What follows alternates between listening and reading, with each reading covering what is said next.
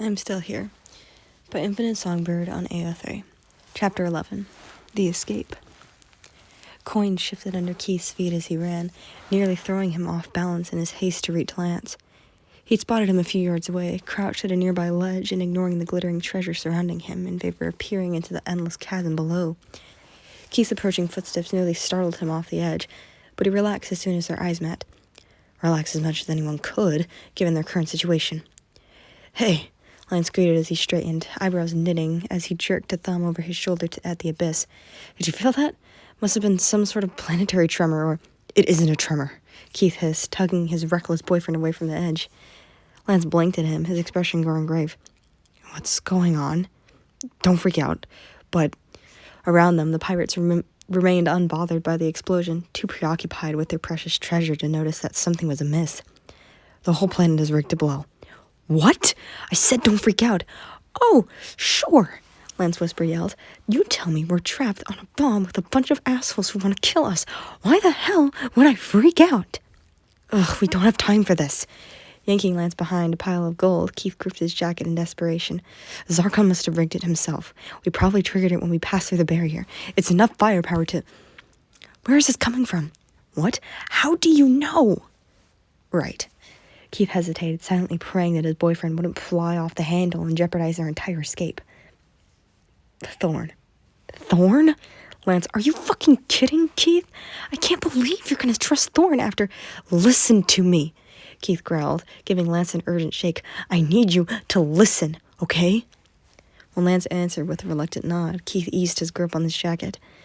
"Thorn's with the Blade of Marmora. Has been for years." Lance's eyes widened, but Keith plowed on, undeterred. "She was laying her own explosives and found Zarkon's instead. She's on our side, and she's trying to get us out of here, but we need to go now." Disbelief churned behind Lance's eyes, dark and tempestuous. "Sweetheart, you gotta know how this sounds." "I know," Keith acquiesced, struggling to keep his voice calm. "It's a lot to take in, and I know you don't trust her, but—" Another tremor shook the ground beneath their feet, and Lance's hands flew up to steady Keith by the hips. "I need you to trust me," he finished, his words brimming with vindication. For a moment, Keith thought that Lance might continue to argue, to tell him that Crowley was too dangerous to trust. But then decision hardened behind two-toned eyes. "That I can do." The kiss Keith pressed to his lips was brief, a wordless thanks, and then he was winding his fingers through Lance's and pulling him over trembling ground. If he'd thought the tremors had been bad before, it was nothing compared to how they felt now. Keith could hardly keep his balance as he and Lance ran full tilt for the exit, not stopping even when Crowley and Ramel fell into sync with them. "Took you long enough," Crowley yelled over the sounds of panic and rumbling ground. Judging by the yelling, the pirates were definitely aware that something was wrong now, but Keith didn't dare look back to see if any of them were giving chase. From the corner of his eye, he watched Lance shoot Crowley a glare, nearly tripping as he tried to look at her. "Yeah, well," he panted, righting himself with a tug of Keith's hand. "Excuse me for not buying into your whole good guy shtick. I'm only going along with this because of Keith." Behind them, there was the deafening and distinguishable noise of cracking ground, and Lance yelped when he turned to look. "Okay, the whole imminent death thing might have factored in too. Doesn't mean I trust you. If I can get you three out of here alive, I'll live with it." There was something bitter in Crowley's voice, something Keith didn't have time to contemplate before a familiar hair-raising roar behind them, signifying that Zendek had caught onto their escape. "Shit," Lance hissed, just as Keith spared a glance behind them, only to be greeted by the terrifying image of Zendek in pursuit. Shit, we're going to die." He was right. There was no way in hell they could outrun Zendek. But maybe there was a way to slow him down. To Keith's left, Crowley growled as she intensified her pace, unaware of the rash plan formulating in Keith's mind. "Just keep going," she yelled, tugging at Ramel's hand when the Altean nearly tripped. "Zendek still has the map, so all we have to do is reach the entrance before he does, and once we're out, I'll detonate my explosives." Keith nearly stumbled as he attempted to avoid running over a wicked-looking cutlass. "Thorn, the cavern won't be able to withstand another detonation. It'll take Zendek and his precious map, and we'll—" "Crowley!" Her real name felt strange as it slipped past his lips for the first time, But Keith was too preoccupied with the thought of getting Lance to safety to think of anything else. He already made his decision, had already allowed his hand to slip out of Lance's as they ran. "We're not gonna make it. Stars above, Keith, just..." But Keith couldn't hear the rest. He'd already doubled back towards the charging brute of an alien, snatching the discarded cutlass out of the gold just as Zendik reached him. He never stood a chance. The moment their weapons met, Zendik disarmed him with a vicious snarl, murder dancing behind his eyes. Keith hardly had a second's reprieve before Zendik's hunting knife was coming back down with a deadly speed. He rolled to avoid the blow, sending a mound of coins cascading into a widening fissure in the ground. "Eager to be reacquainted?" Zendik bellowed, plunging the wicked blade, the very one that marred Keith's face the previous night, into the gold to Keith's left, narrowly missing his head. "Do you wish so badly for death, filth?" As much as Keith would have loved to run and return the jibe of one of his own, his entire being was focused on avoiding Zendik's sword for as long as he could. Death loomed above him as surely as the bombs ticking away in the planet's core. But as long as Keith could buy his mother and Lance some time... Keith! Dread crawled up Keith's throat as he turned, momentarily distracted, to find that Lance had doubled back, though neither Croya or Rommel seemed to have noticed. Shit! Just when Lance had finally come so close to freedom. To safety. "A couple of traitors, and I'll tame a filthy half-breed." Zendik's voice was nearly inaudible over the deafening cracks of the planet's core about them, but there was no mistaking the hatred in his eyes as he kicked Keith's feet out from beneath him. He landed hard, the air knocked from his body as he collided with the uneven ground, staring helplessly up at Zendik as the pirate planted a boot atop his chest and raised his sword. "I should have killed you all when I had the..." Several things happened at once. Somewhere, close, but still so far, Lance yelled, wordless, fury unlike any sound Keith had ever heard. And then the hilt of a knife was protruding out of Zendik's forehead. The pirate only had a split second to look surprised before there was another deafening crack. And then Zendik stumbled backwards as the world tilted on its axis, sending both the pirate and the map in his pocket on a trajectory towards a gaping chasm. Try as he might, Keith couldn't prevent himself from the same fate. His heart leapt into his throat as he slid, trying to find any semblance of footing amidst the avalanche of gold as thousands of cascading coins carried him down the sloping ground towards a bottomless crevice below. He searched desperately for something that might slow his fall, but he could hardly see over the rush of treasure. Couldn't see Lance or his mother or Rommel or even Zendik as he plummeted towards certain death. Distantly, he prayed that Lance had done the smart thing and left him for dead, that he'd taken advantage of Keith's sacrifice and reached safety. But still, a part of him wished that he could have held Lance one last time. If he'd just been able to say goodbye, not only to Lance, but to Shiro, his father, his mother. Resigned to his fate, Keith closed his eyes. "I'm sorry," he thought, unsure of who he was apologizing to. "I love you." Fate, apparently, had other plans. Keith yelled in pain as something grabbed his wrist and his shoulder cracked sickeningly. But he was no longer falling, and he was no longer afraid, because perched above him, his cybernetic hand holding steadfast to a protruding rock, was... "Lance!" Keith yelled, unaware of how close to tears he'd been until his voice cracked raw with simultaneous terror and relief. "You came back. You said we're a team," he hollered, red-faced and wild-eyed. Yet somehow he'd never looked more heroic than he did then, every bit of the man Keith knew him to be. "I'm not letting you go." As Keith laughed, somewhere between a giddy huff and a relieved sob, Lance screwed his eyes shut and pulled. Keith scrambled to his feet to get his feet beneath him, a feat made easier by the slowing trickle of treasure. At long last, he managed to right himself, heart thundering with adrenaline as he heaved Lance to his feet. "Lance, With a teary chuckle, his boyfriend grinned and cupped his face. "You would have done the same for me."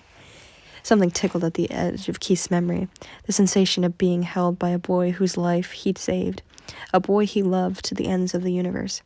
"Of course, dummy. Would have done the same for me." Something exploded, and Lance tugged desperately at his arm. "Run now! Thank me later!" Without another second's hesitation, the two of them ran for their lives, leaping over splitting cracks in the ragged ground. Stalactites came crashing down about them, yet neither of them slowed as the massive cavern began to collapse in on itself. If anything, the sight of the exit looming up ahead was enough to spur them on, as was the sight of their companions bolting through the cave's gaping mouth and on to safety. "Almost there," Lance yelled, squeezing Keith's hand for all he was worth. "Just a little—" He never finished his sentence. With a sickening boom, the cavern entrance collapsed, and Lance and Keith barely had time to throw themselves out of the way before rock was crashing to the ground, sending debris flying in every direction. When it finally cleared, Keith rose to his feet on shaky legs, coughing as he battered away the residual dust. A few feet away, Lance followed suit, gaping up at a wall of rocks standing between them and freedom. For a moment, the two of them stared in silence, disbelieving and stunned. No. Heart-sinking, Keith tore his eyes away from the rock slide to find Lance gaping upwards, his hands wound into his hair. "No," he repeated. "We were so close." Keith swallowed past the lump in his throat and reached a trembling hand toward his boyfriend. "Lance, we were so close!" "Hey!" Grabbing Lance's elbow, Keith turned him and grasped his hands, drawing him gently away from his hair. "Hey, I know, darling. It's not fair." Lance was hyperventilating, his chest rising and falling in rapid, shallow breaths. "We were so close. You were almost out. This is all my fault. You don't deserve to die like this. Whoa, hey, don't talk like that," Keith admonished, his voice shaking and his eyes stinging. "It's my fault.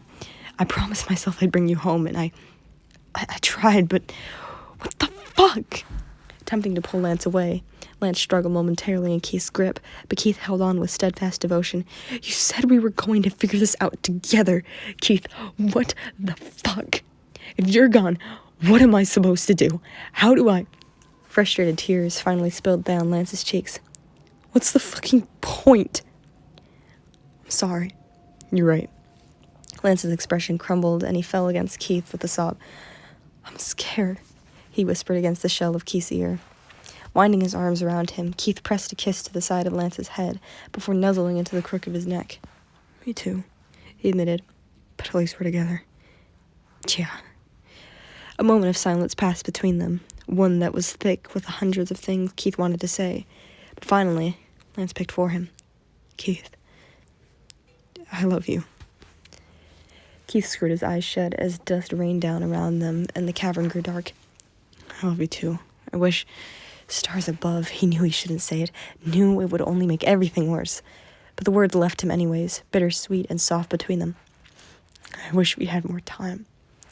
In lieu of a response, Lance burrowed closer, and Keith held him as fiercely as he could, just as Lance had held him all those weeks ago. "Hold on, sweetheart," Keith murmured, readying himself for what was to come. It was a strange feeling, standing on the brink of death. He knew he should be a wreck, but Lance was in his arms, and if these were Keith's last moments, there was no other way he'd rather spend them. "I got you." With a final boom, the ground gave way beneath them, and then Keith was falling with a grunt onto something solid, the impact unexpected enough to force open his eyes, only to find himself looking up at a familiar canine muzzle stretching into what looked like a smile. "Cosmo?" he breathed, receiving a sharp bark in response. "How? What? Keith! Lance!" Eyes widening, Keith had about 2 seconds to process who that voice belonged to before he was being scooped up by familiar arms and wrapped into a crushing embrace. "Keith, I thought you were... you..." "Shiro?" Keith croaked, trembling as he gripped desperately at his brother's shoulders. What happened? We were falling and... Lance, I'm right here." Shiro released Keith in time to duck out of the way as Lance practically threw himself at him. He only had a second to grasp Lance's face, gaping in sheer disbelief at the miraculous, impossible fact that he even could, before Shiro was gathering them both into another hearty embrace. "I don't understand," Keith choked, his eyes welling with tears. How the fuck are we alive?" Lance interjected, clearly as shell-shocked as Keith felt. "I thought we were dead." "You can thank Cosmo," said a voice somewhere above them, "but you can mostly thank your brother." When Keith finally managed to free himself from their huddle, he found himself gazing up at Allura, who was framed by rope rigging and purple skies. The Melanor. They were back on the ship? Keith breathed, head whipping about as he drank in the familiarity of his surroundings. He must have looked truly stunned because Allura laughed softly as she offered him her uninjured arm. "We knew something was wrong the moment the tremor started," she explained, and Keith watched as Shiro helped Lance to his feet. "But your brother was nothing short of extraordinary." At Keith's side, Shiro huffed bashfully. I was just... Oh, pish-posh. Allura waved a dismissive hand. I'll not hear humility. You were the only one of us that managed to escape your bonds. If you hadn't freed myself and Karan and removed that wretched collar ruff from Cosmo... Collar? Keith asked, his head whipping from Allura to Lance when his boyfriend groaned. Oh, that fucking thing. It was this shitty thing Zendak used to put on him to dampen his powers. Allura's nose wrinkled in distaste. They collared him the moment you two went inside. The poor thing wouldn't stop crying. At Keith's side, Lance cooed and dropped to his knees, gathering Cosmo into his arms and whispering something unintelligible against his ear. After your brother set Karan and I free, Allura continued, we made swift work of our guards, released Cosmo, and... She sighed, her eyes darting to Shiro and back. We had no idea that Cosmo could actually transport people until he brought us here. She gestured around the ship, and Keith took it in, every weathered pole, every frayed rope, like a sight for sore eyes. He hadn't thought he'd ever be so relieved to see it, considering all he endured on the vessel, and he was surprised to feel as if he were... home. Clearly, Allura felt the same. She reached out to run her palm against the banister, her smile aching with relief. By the time we got here, the planet was moments from destruction, and, well, your brother wanted to take him back. Your brother wanted him to take us back to the Trove to assist you, but it would appear Cosmo knew what he was doing. He saved you at the very last moment. With that, she stepped pointedly aside, and Keith crept towards the banister, gaping at the sight below them. It was wildly sobering to watch as the planet he'd been standing on only moments before tore itself apart at the seams. The entire thing had reddened like coal over heat, fiery and angry as it suffered explosion after explosion, chunks of rock jetsoning off into space. Fuck. Lance pressed up against his back, winding his arms around Keith's waist and pressing a kiss against his neck, as if it were something the two of them just did. We were just down there. Keith shuddered, unable to wrap his head around how close they'd come to death. If it hadn't been for Corellia, they would have never... Wait. Panic bubbled up in Keith's throat as he whirled back to Allura. Where Cosmo delivered Thorn and Ramhel to us shortly before he appeared with you. Allura's eyes met Keith's, all at once unyielding and stern, and Shiro, who come to stand against the banister with his shoulder pressed up against Keith's, stiffened. For obvious reasons, we felt it best that Thorn be restrained in the galley. Karan is watching both of them closely. Both of them? Lance asked. Allura nodded. One can never be too careful. We still have much to learn about our new Altaian companion, and Thorn. Well, she and Shiro shared a meaningful look.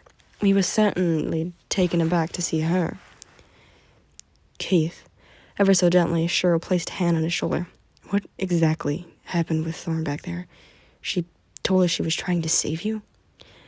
Yeah, I'd kind of like to know that too, Lance muttered, and when everyone turned to look at him, he added, apparently she told Keith she's with the Blade or something, and next thing I know, we're just following her out. Steeling himself, Keith met Allura's eyes. Look, I know it sounds insane, but Thorn's been undercover with Zendak for years. The Blade sent her to destroy the Trove, but I guess she realized Zarkon had already kind of done that for her. When Allura's brows furrowed, Keith hurried to explain. Zendak had the whole place rigged to blow.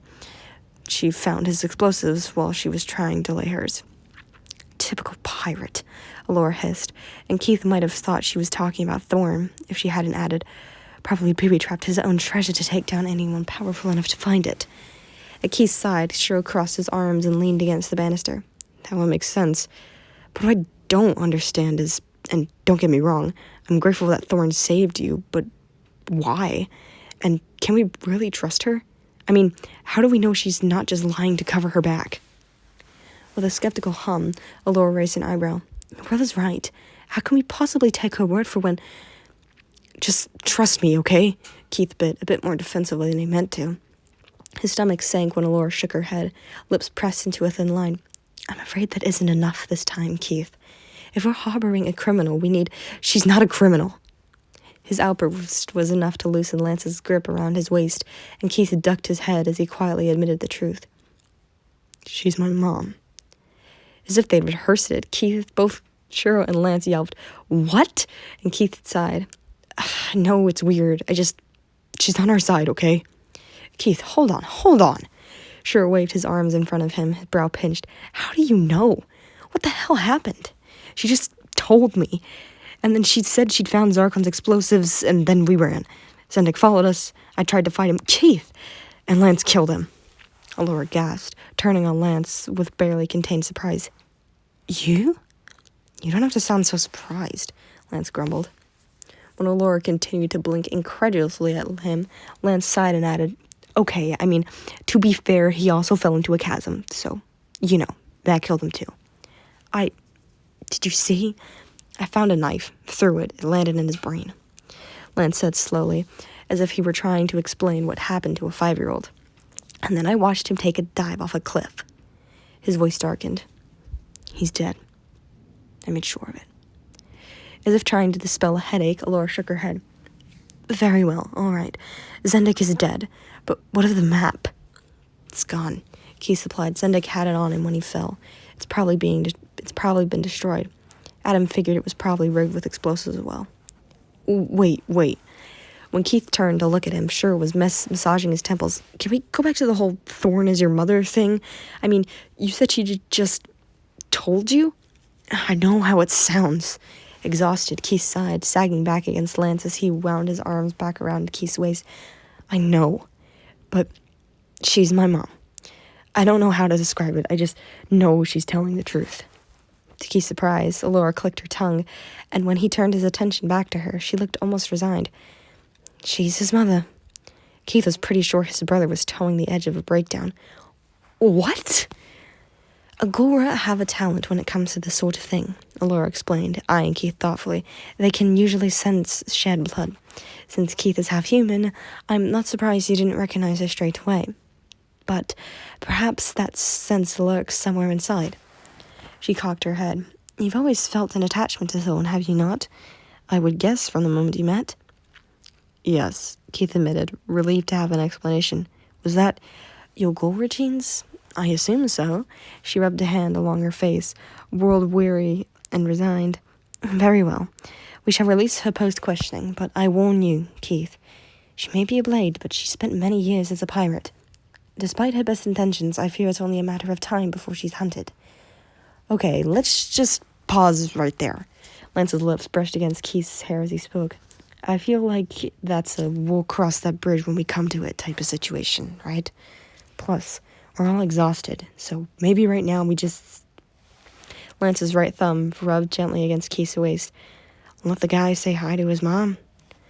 Stars above. Keith loved him. Forgetting momentarily that they were under scrutiny, forgetting the collapsing planet miles below them, Keith guided Lance down to meet him for a kiss, lingering and deep. All right, Shiro grunted. "Just cut that out, will you?" he muttered, waving a hand in their general direction. With a sympathetic sigh, Allura patted Shiro consolingly on the shoulder. "Something tells me we're going to have to get used to it." Keith turned to his brother with a grin, feeling lighter than he had in months. "Give us a break. We've earned it." "We just survived an exploding planet," Lance agreed. "We thought we were going to die. Pretty sure that entitles us to a kiss or two." "I like her too," Keith suggested, ignoring Shiro's resigned. "All right, I'm going down to the galley and Allura's. Don't you dare leave me alone with them." He pulled Lance in by the waist, searching his eyes before bringing his hands up to cradle freckled cheeks. "I never thanked you for the save." Lance let his eyes flutter shut as he pushed forward to nudge his nose against Keith. Like hell I was going to let him take you too. When Keith kissed him, it was slow and languid, the way people kissed at the end of all those movies Keith's father had liked. It was the way people kissed when they had time, when they finally had a happy ending. By the time Keith pulled away, he was giddy, the weight that had rested like an anchor upon his shoulders finally gone after so many months. "We won," he breathed, brushing Lance's hair from his face with gentle fingers. "Zendik, the map, the trove, they're all gone. No one's ever gonna hurt you again." His boyfriend's breath hitched, and Keith pulled him into a hug, cradling the back of his head with a hand. "You're safe, darling. We won." "We won," Lance echoed, and then again, "We won." "Yeah," Keith whispered, feeling as if he were sheltering his entire heart in his arms. We did. Keith didn't have the chance to talk to Corellia alone until they had charted a course back to Crescentia and set sail. Although both Corinne and Shiro had initially been hesitant, Laura had elected, after several hours of careful interrogation, to remove the constraints they'd placed around Corellia's wrist, allowing her to move freely about the ship. By the time Keith had actually summoned the courage to speak to her, readying himself for a conversation 19 years overdue, he found her perched at the bow, legs dangling over the edge as he surveyed open space. Wordlessly, he hoisted himself up next to her, not knowing how or where to begin. From the corner of his eye, he watched as she took a deep breath and turned her gaze down to her palms. I never wanted to leave you. When Keith looked at her, she shook her head, still staring resolutely at her hands. You and your father were my entire world. I was happy. For the first time in my life, I thought... She shook her head again. I don't know what I was thinking. I was just... in love, Keith whispered as he reached for her hand, and she finally looked at him, her expression tortured as she nodded. Heart aching to hug her, Keith squeezed her hand instead. I get it. To his surprise, Corellia huffed a laugh. I suppose you do, don't you? You and that boy. I spent years wishing for his happiness, and then he falls for my own son. Keith laughed, tentatively, letting himself lean against her shoulder, and when she didn't shake him off, he murmured, Thank you for keeping him safe. She wrapped an arm around his shoulder.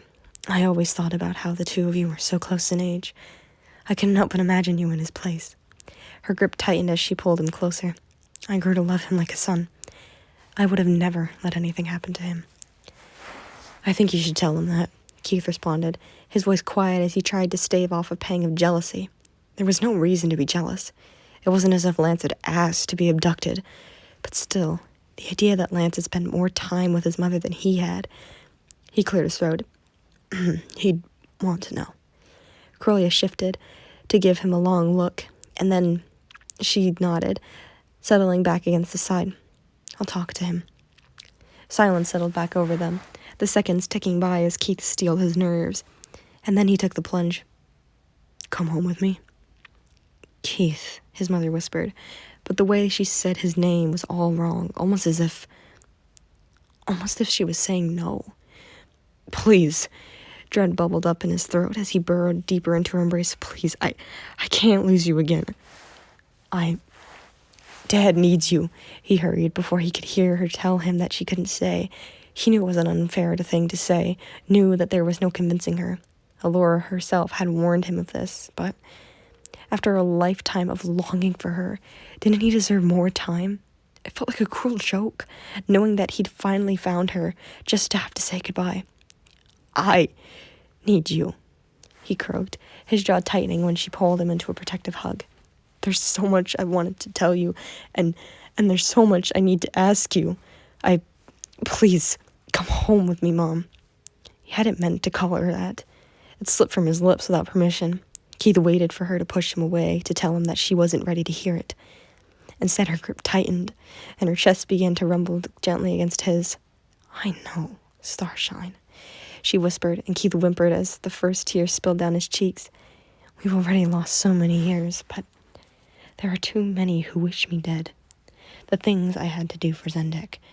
If I come with you now, I put your father, Montresor, everything at risk. It's why I left in the first place. I had to keep you safe. She combed a hand through his hair, and Keith took a shuddering breath.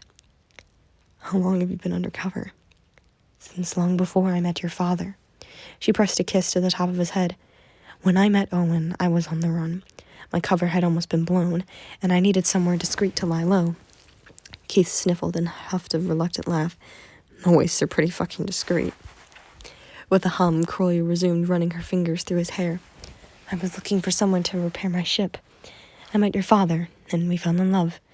He built us a shack in the middle of the desert to keep me safe, and then we had you. Crowley gripped his shoulders as she pulled away enough to look at him, and when Keith ducked his head, embarrassed by his tears, she coaxed him into meeting her eyes with a gentle finger beneath his chin. You were my entire world, Keith. I never, ever wanted to leave you. I wanted to hear that all my life, Keith admitted, closing his eyes when she cupped his face. I I needed you.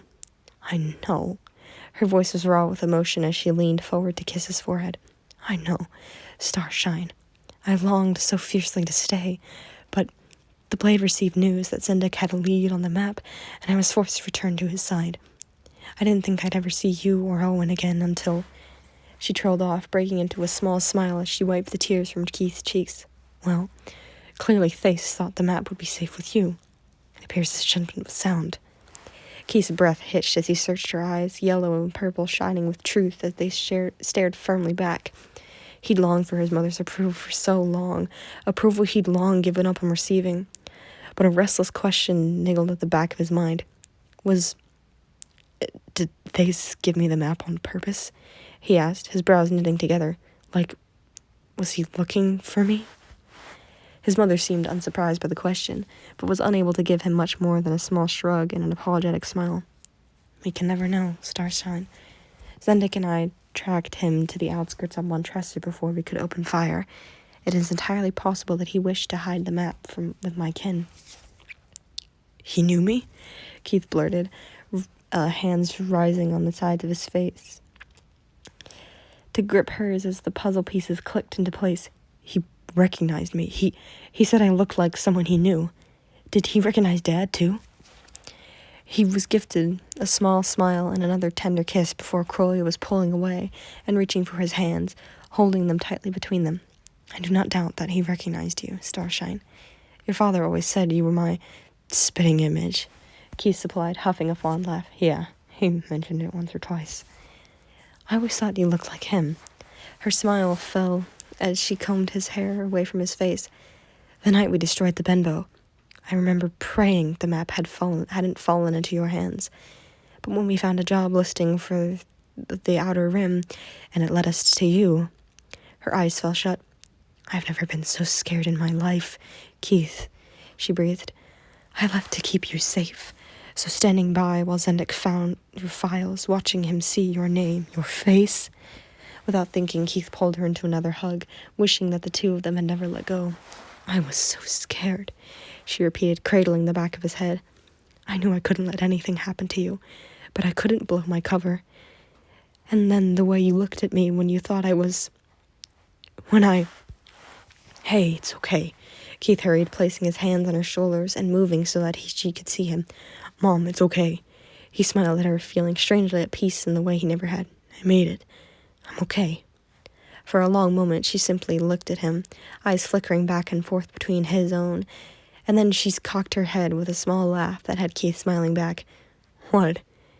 It is possible. They sought you out, his mother murmured, still regarding him as if she'd managed to peer into his soul. Yet perhaps this was your fate. Keith's eyes pricked with the thread of hot tears. You think so?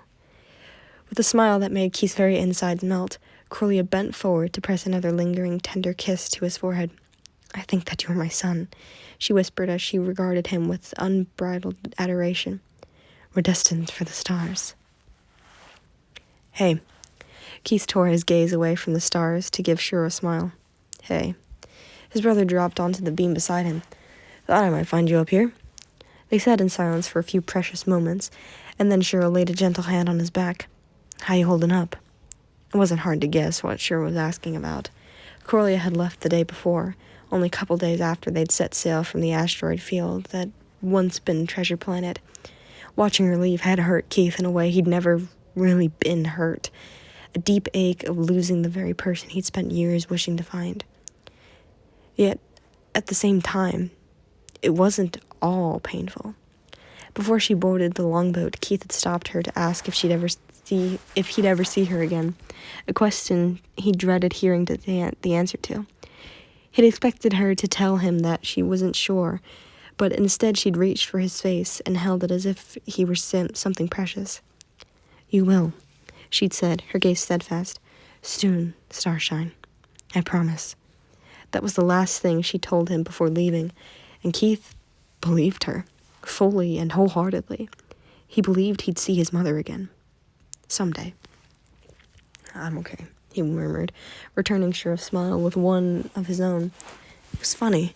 Before they left Montressor, Keith hadn't felt like he deserved Shura's care. He'd been so fucking miserable that he'd managed to convince himself that he had to weather it all alone.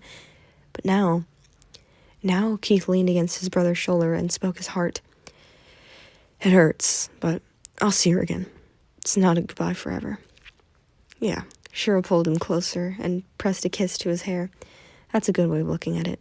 I'm still sorry you had to say goodbye, though. It's okay, Keith responded, surprised to find that he really meant it. It's like he said, she's just a different person now than when she met Dad, you know? I kind of think she's trying to figure out who she is now that it's all over. With a fond huff, Cheryl reached down to ruffle his hair. When did you get so wise? I didn't, Keith snorted, ducking away from his hand. I just have a good big brother. Cheryl's mouth quirked into a tiny sideways smile as he aimed a light punch at Keith's shoulder. Dad's gonna be so proud of you. Nursing a small smile of his own, Keith turned back to the swirling purples and blues of the eutherium.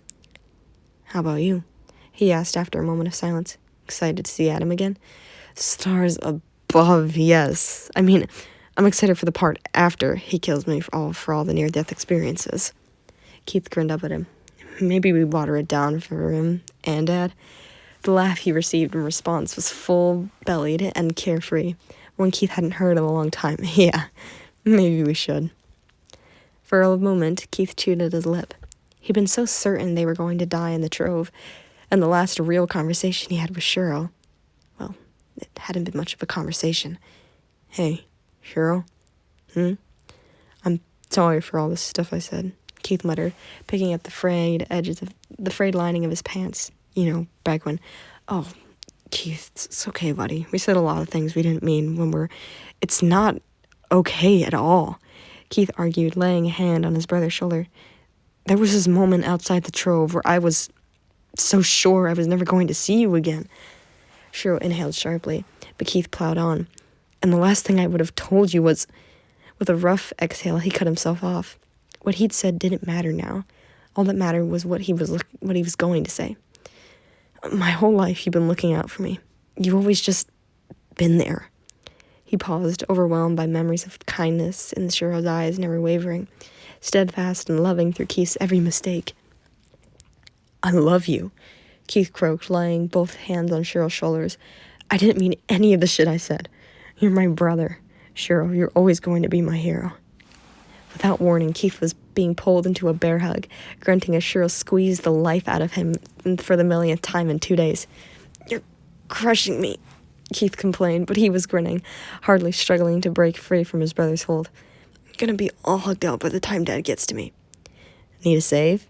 The two of them scrambled apart to find Lance halfway up the rigging, wincing apologetically for the unexpected intrusion. Sorry to interrupt. Sure was now a good time to... Oh, yeah. Cheryl cleared his throat and wiped at his eyes. Let me just get out of your hair. I can come back in a bit if... No. As Keith blinked at the two of them in confusion, Cheryl waved a hand. It's better the two of you talk sooner rather than later. Keith frowned, his attention on Lance as his boyfriend sat almost gingerly at Keith's side. He had no idea what the two of them knew that he didn't, but whatever it was, Keith had an awful feeling it wasn't good. What's going on? Giving Keith back a firm pat, Cheryl swung down onto the rigging and began his descent. Lance will get you up to speed. I'll see you two later. Keith blinked.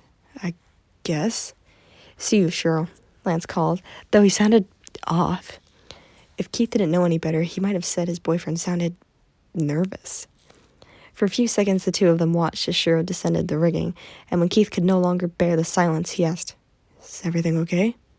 When Lance looked at him, eyes churning with something that looked dangerously like guilt, dread hardened in the pit of Keith's stomach. Lance trailed off, eyes cast downward for a moment before he was reaching for Keith's hand and threading their fingers together. You know I love you, right? Yes, Keith confirmed, his throat tight. Was Lance trying to break up with him? Lance, you're scaring me. I'm sorry, I don't mean to, He huffed in frustration as he closed his eyes, and when he opened them again, they'd hardened with resolve. Keith, I'm going back to Pandora. Thank the stars. Keith was overcome so quickly with relief that it nearly made him lightheaded. He wasn't being broken up with. But then, Apprehension sank back into his bones just as quickly as it left. Why the hell was Lance looking at him like he had to tell him something worse? Before he could say anything, Lance hurried on. I was talking to Corinne and Churro yesterday after your mom left, and Corinne said the magnetic field around Treasure Planet would have screwed up any radio signals that I tried to send back to Pandora, so your family could still be alive. Keith breathed, beginning to understand the look on Lance's face. Yeah, Lance sniffed and rubbed the back of his neck. I need to know, Keith. I need to go back for them. So take me with you, Keith insisted, not understanding why this sounded so much like a goodbye, why Lance's lips were pressed into a thin line. I can help. You can't, Keith. We may have taken Zendyke down, but Pandora is still core occupied, remember? So? Lance gave him a strained smile. No one gets cleared for landing without proof of residency, babe. If you came along, we'd be dead before we even reached the atmosphere. So, Keith scoffed, fear and heartbreak turning his words angry. You're just going in alone? No backup? Keith, fuck I'm going to let that happen, McLean. That's insane. I don't have a choice. Lance ran an agitated hand through his hair. If it was your dad, don't do that. You'd have to go, right? Keith turned back out into space, jaw tight as he shook his head, frustrated that he couldn't deny Lance's logic. I have to do this, Keith. And I'm not asking for your permission, but I am asking for your support. When Lance covered Keith's hand with his own, Keith exhaled slowly, his jaw working as he tried to rein in his emotions. You always have that. You're asking me to sit by while you... I know. Silence sat between them, both boys too afraid to breach it, too afraid of the conversation that awaited them on the other end. It was Keith who finally took the plunge, heart aching as he turned his palm to lace their fingers together. Tell me you have a plan. With a groan, Lance nuzzled against Keith's shoulder. I wish I could. Sheriff says I should just focus on finding my family and laying lower. Yeah, Keith agreed. We'll tell the garrison about Pandora the second we land on Montresor. That's what your brother said. Winding both arms around Lance and holding him close, Keith pressed a kiss to his hair and asked the question he was most afraid of. When will I see you again? I don't know. Lance's voice was muffled as he burrowed into Keith's collarbone. I don't want to leave you. I don't want you to leave. Keith paused, drawing on more bravery than he'd ever needed in his life. But if there's a chance your family's still out there, you have to. Lance nodded against him, and as Keith looked out over the Ethereum, over billions of stars and sleepy nebulas, he was struck by the same feeling he had when his mother had waved at him from the back of the longboat. This isn't goodbye, Keith whispered, knowing in his heart that it was true. He remembered the night they danced beneath the starlight, remembered looking into Lance's eyes and seeing a future there, one that was brighter than Keith had ever thought he'd have. He remembered, more than anything, the quiet moment in the docking bay when Keith had looked into those very same eyes and been so certain they'd been destined for each other, that the universe had overcome the impossible so that they might find one another. As if Lance could hear his very thoughts, he turned to press a kiss to Keith's collarbone.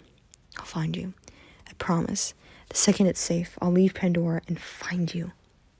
I'll be waiting.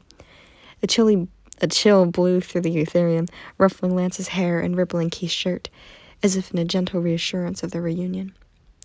I waited 19 years to meet you. Keith breathed, burying his nose in Lance's hair and content to just hold him. I'll wait as long as it takes to be with you. When Keith awoke 4 days later, it was with a heavy heart and a pit in his stomach. He hardly breathed as he took in the planes of Lance's back, drank in the rise and fall of his shoulders for what was to be the last time, and Keith didn't want to think about it.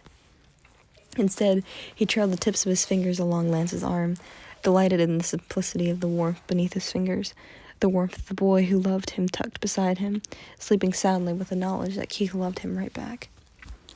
Compelled by a sudden desire for more, Keith chased after the warmth, pressing kiss after kiss down the lines of Lance's back until his partner was turning, the bed creaking beneath him. Morning, handsome, Lance murmured, his cybernetic fingers reaching up to trace Keith's face. Hi. Something in his voice must have served as a stark reminder of their day to come, because Lance's expression softened impossibly further as he smoothed the space between Keith's eyebrows. "I don't want to get up," he whispered, eyes flicking between Keith's. "Me neither," Keith responded, his jaw tight, but speaking was a chore, so for a few precious minutes the two of them remained silent in each other's company, drinking in their last moments tangled together, limb with limb and heart with heart, looking, touching, loving. Their peace was shattered by the clang of the lookout bell above deck, and it was with a growing sense of grief that the two of them readied themselves and headed to the docking bay.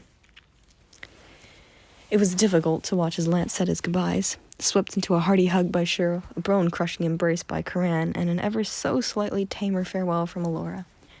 He was nearly bawling by the time he reached Cosmo, bending down to press his forehead into Cosmo's fur with a quivering lip. "You'll be good for Keith, you hear?" he whispered, and Keith's heart broke even further. They discussed the potential danger that would surround bringing Cosmo to Pandora, and ultimately decided that the Space Wolf would be safer on Montresor. "I don't want to hear about what a little shit you've been," Lance continued, pulling his face out of Cosmo's fur to scratch around his scruff. He received a whimper and a thorough lick in response, and Keith wondered once more just how much Cosmo could understand. Only the best manners for our flower boy. Keith's heart cartwheeled as Lance stood, green and blue eyes softening when he met his. "Hey, doll." The remainder of their crew was quiet as they slipped out of the loading bay, and the two of them finally alone. Keith allowed himself to cry. He was enveloped instantly in Lance's arms, wrapped into an embrace he never wanted to leave. What he wanted was to beg Lance to stay, to come with them to Montresor. But Lance had been taken from his family once, and Keith wasn't going to take him from them again. "Promise you'll find me," Keith croaked, his hands curling into fists against Lance's back as pain welled in his chest. "Promise me." "Keith." Lance pulled away enough to cup his face and press their foreheads together, and Keith's eyes fluttered shut. "I'm leaving my heart behind, love. I'm fucking terrified. No one's ever." "I know." Nudging Lance's nose with his own, Keith drank him in, his touch, his scent, the tickle of his hair against Keith's forehead. "I never saw much of a future for myself, you know? Thought I'd just live and die in the wastes." Lance's response was hushed and pleading, almost as if he were asking for reassurance. "What do you see now?" A strange sensation of peace settled over Keith's aching heart as he met Lance's gaze, reaching up to trace along his hairline. "You. I see you, Lance." Keith felt the smile soften as he searched eyes that shone with tears. "I see a happy ending." With a wet laugh, Lance tipped his head back, his hands reaching for Keith's. "Happy ending," he repeated, his voice awed. "I spent 5 years convinced my life was over, and then you came along and..." Clearly lost for words, Lance's jaw worked a couple seconds before he was leaning back in for a kiss, his lips warm and chapped as they worked tenderly against Keith's. When Lance finally drew away, he was beaming through his tears. "I never thought I'd have this."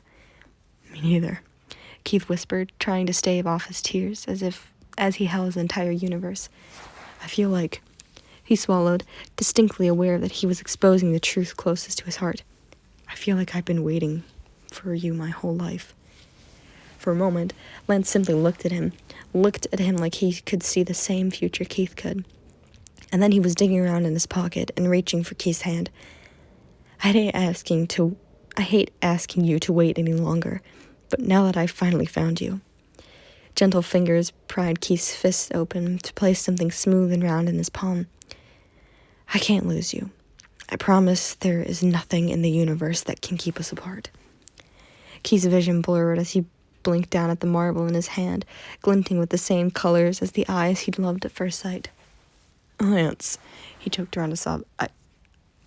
I can't take... You have my heart, flower boy." Lance closed his fingers around the marble before pressing a kiss to Keith's closed fist. "Keep it safe until I see you again, okay?" Tears ran down Keith's cheeks as he nodded vigorously, and then, with a jolt of realization, he was scrambling to retrieve his father's knife from his back pocket. "Keith," Lance admonished, eyes widening the second he realized what Keith was doing. "Sweetheart, I want you to have it."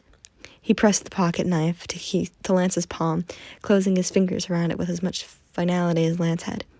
"You'll just give it back when I see you again, right?" Lance's lips quirked into a smile as he leaned forward, fingers tangling in Keith's hair as he kissed him. And this kiss felt more like a goodbye than any they'd shared. "I will, Lara boy," he murmured against Keith's lips, a quiet promise unbroken by the clanging of the lookout bell above deck. "That's my cue," Lance sighed, stepping down into a longboat and smiling wryly up at Keith.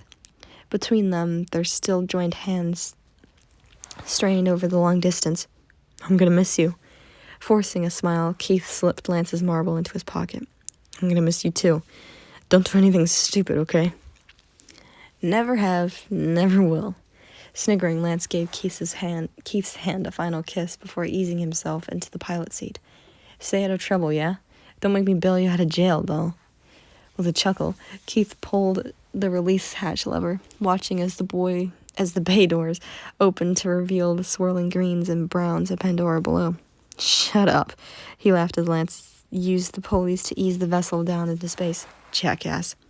"I love you." Keith's heart skipped a beat as he took Lance in, beautiful and windswept, framed by the open sky and the waiting unknown. "I love you too."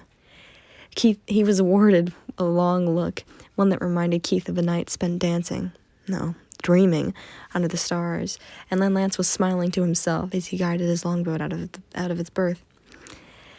When watching him leave proved too painful, Keith grasped the lever, his heart unbearably heavy as he began to shut the hatch. "Hey!" Far below him, Lance paused his descent, hand cupped around his mouth as he hollered up at him. "I'm gonna marry you one day, Kagane." Something between a sob and a laugh tore itself from Keith's chest, and it took everything he had not to jump into a longboat and follow after him. "I'm gonna hold you to that, McLean," he called back instead, trying valiantly to hold the pieces of his heart together, for Lance's sake, at the very least. Lance's responding laugh would live close to his heart during their journey home, but for now, Keith contented himself with watching as the love of his life sailed off towards the future.